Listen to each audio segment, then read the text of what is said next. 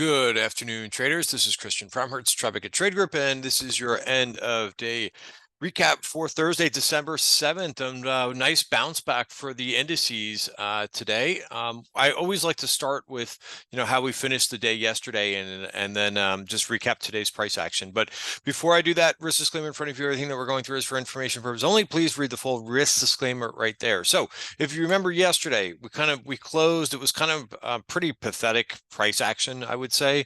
We opened on right around the highs of the day. Actually, we went a little bit higher in the beginning of the day. And then for the rest of the day, it was just kind of a slow grind higher until the end of the day. And it kind of picked up speed to the downside.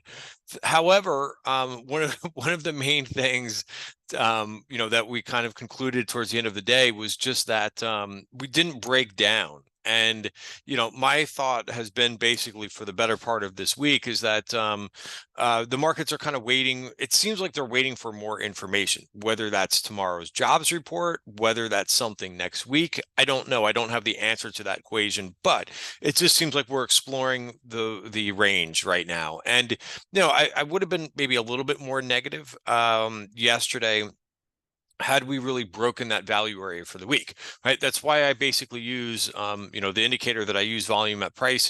It tells me where there's some really good support and resistance, right? And you can see that last week. And in fact, we've basically been going sideways now for a couple of weeks when you look at the S&P.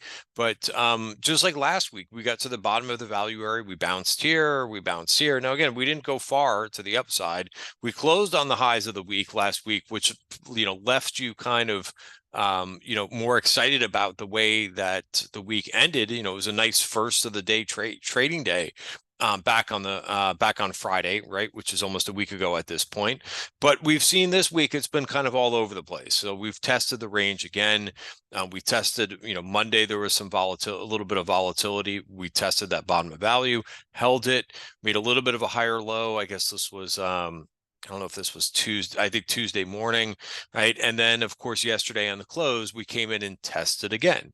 So that's the good. The bad, I would say, well, it's tough to really be negative about today because it was pretty good, but we just basically got to the high of the range again, right? And when you look at the Qs too, so let's go back before I go to the Qs, right? Just notice again now that we don't want to, price just does not want to break out yet, right? And notice that this 45.88, the top of the value area, and we're looking at S&P futures, notice that we can't close above there for whatever reason. Well, I guess we're waiting for more information.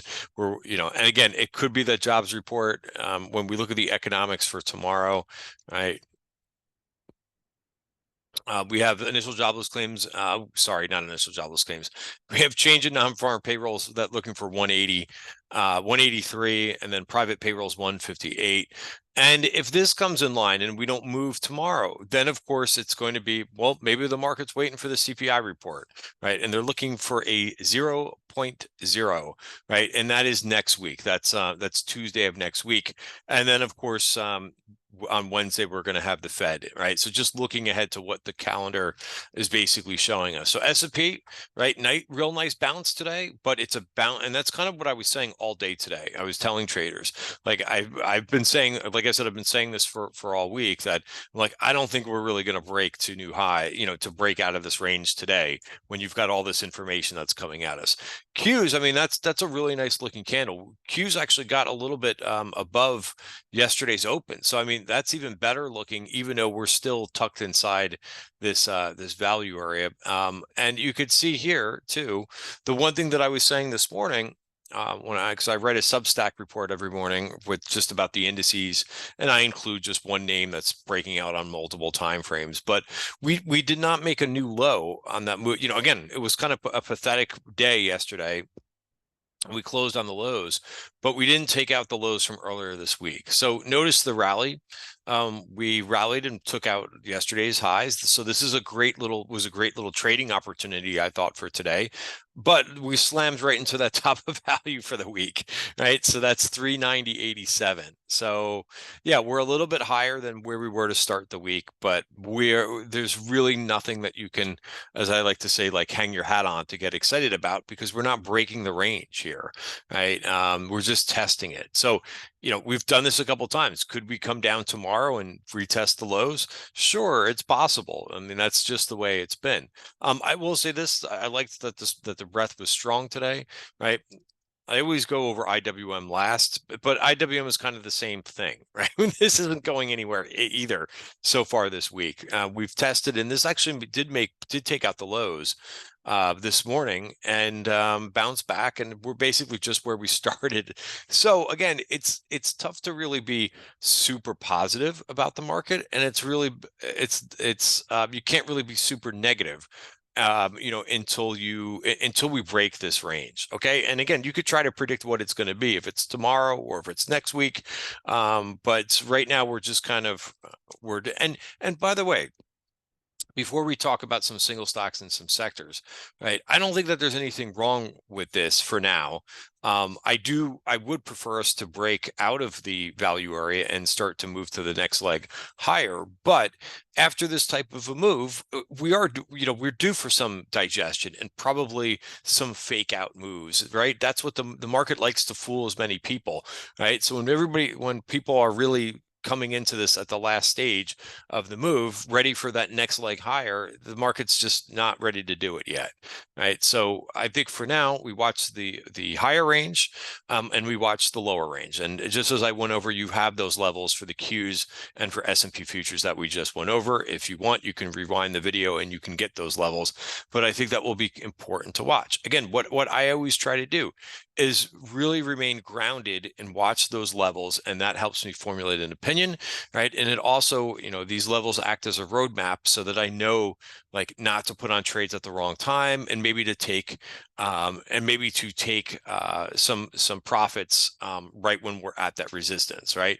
Another phrase that I've been throwing around is like sell the rip when we're in a range, right? You could buy the dip a little bit, and when we're in a range, and you could sell the rip too as well. All right, so that's my index review, which I think is important right now. Other things besides the equity indices, the dollar made a big move. I've been kind of complaining about the dollar, right? I do that a lot. I complain about what I don't like about the market, right? The dollar, which has been kind of gliding higher since the end of November, finally kind of moved down a little bit. So moved down to 0.5%, a little bit of a floating hammer there in the dollar. But again, these things, the two things that I majorly concentrate on, unless there's something else going on, it's mainly the dollar and bonds, right? And bonds, as we know, have been, here's the 30-year bond ETF, which did take out a couple upside targets. So again, it could be a pivotal day, but there are some upside targets that we have taken out here in the 30-year bond futures. Also, we're right at that resistance point, right? So we're retesting the breakdown level, right? And that's 119.28. And I think, again, the jobs numbers tomorrow will probably hinge on whether that closes inside back inside the value area for this year, or if it gets rejected. All right, so let's talk about a couple sectors now that we've gone through a lot of the macro. What did really well? Well, I'd love to see this, when semis outperform. Remember XLC, the communications ETF, which was also strong today, was mainly, I'm sorry, not mainly, but has a good portion of this ETF is Google. So here's what Google did today, and this surprised me. So real nice move, and it's tough to complain about an up 5% move because that is a big move. However, we are hitting resistance. We did hit resistance. 138.62 is your resistance on your daily chart. So again, these levels kind of tell you where this is kind of running into, and where a short term is important here to remind you. But we ran right into resistance, which is the top of value, 137.68. So on multiple time frames, and same thing with last week, right? So it's kind of coming into, so again, impressive, rally from the lows. There's no doubt about it. That was a very impressive move by Google. But now, if you're looking for something further, you've got to watch that resistance, right? And then the other sector that was super strong today, which also I've been kind of, and I'm not sure if I showed it. I forget if I showed it in yesterday's video. I know I talked about it, but semis, I was disappointed in yesterday's price action because I was looking for the turn yesterday in the semis, right? Gap fill, hold of the 20-day moving average, and starting to move higher a little bit. So I did play this today. I was and remember yesterday I talked about AMD. I did not hold the trade. That's what sometimes markets are confusing. AMD looked horrible yesterday. It closed on the lows, right? And then today had a huge move up today, 9%, almost up 10% for the day for AMD. So if you're looking to see, like, if you're not in AMD, there's a couple things that you can think about. Number one, if you want to go long, I would go long. I would be watching as long as it stays above 127, right? And again, what's nice about this is, like, you pick your support levels that are very close by, so that if you're wrong, you know where you're going to be wrong, right? Because sometimes these names will basically do this type of a move and keep going, right? So you could be long versus, I think, 127, and then the next area to target to the upside is 133. I mentioned you could do a couple things because I didn't put this trade back on today. Shame on me. Yep. Bad story, but listen, this is what happens in trading, and it is what it is. And I get over these things really quickly because I know I'm not going to be perfect in my trading. And I know sometimes there's going to be tough, tricky moves like AMD closing on its lows yesterday. So what I did was I went long SMH, right? And we did see some call buying in this today. We saw call buying in SOXL, which is the levered ETF. We also saw some calls in NVIDIA, which still has not broken back into the value area. And the level I keep repeating is this right around like this 470 level, right? That's where that needs to turn the corner. But I'm seeing some other plays that look pretty good. MCHP made a nice move. Analog devices looks pretty good too. Right, that made a nice move today. Still inside value. So for now, I'm long SMH, and I did take a target in it today because I didn't know what Broadcom is going to do, and I think Broadcom is down a couple percent right now. So it's kind of hanging out here. Maybe it is above yesterday's highs. Now Morgan Stanley, I think, downgraded Lam Research and basically is a bit more cautious on the semis, but I think they're a little bit late with that call, my opinion. So we'll see how it handles that. The new news after hours. But yeah, for tomorrow I would be watching 162, and if it can get out of this pattern, which it looks like it's trying to, the pattern of lower highs here in SMH, right? And I mentioned Broadcom. Notice, well, it's recovering there from the lows. So Broadcom, what's kind of difficult as it came into earnings is that it ran right into the bottom of its value area for the month of December. That's 923. And also notice how that lined up on the 1 hour chart. You also had very close to 923 is 922 and change. There was also some resistance. So who knows? Maybe they may be able to turn that on the if they say something positive on their earnings call. But yeah, there's a little bit of resistance there on multiple time frames. So we'll see how that goes for tomorrow. And I think Broadcom is like the 4th or 5th biggest name in the SMH ETF. So good. I'm long the semis. We'll see if they'll continue to carry. And it was a constructive day. And again, I would love to see a little bit follow through. But again, we'll see what happens with the jobs report. Another group that I wanted to discuss today too was the travel group. And I think, JetBlue came out with guidance this morning, brought the stock was up 15%, right? And I loved what, this is a name that's in a downtrend, but nice little break of this area. But what I really liked was the move out of the continuation higher in some of like the travel leisure, like booking names. So for example, BKNG. Now I know this is a tough name to trade, but that's a really nice break higher, right? Nice little kind of cup here.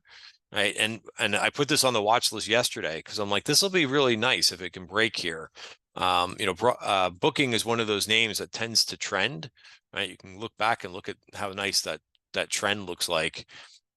right? And here's what the weekly chart looks like too, right? So, pushing to those highs.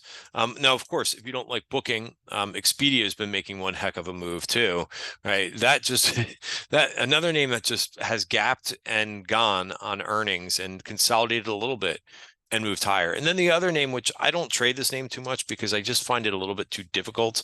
It's a little bit too sideways for me, but Airbnb had a real nice day today, also up 3%. Also, there's a couple names I had jotted down.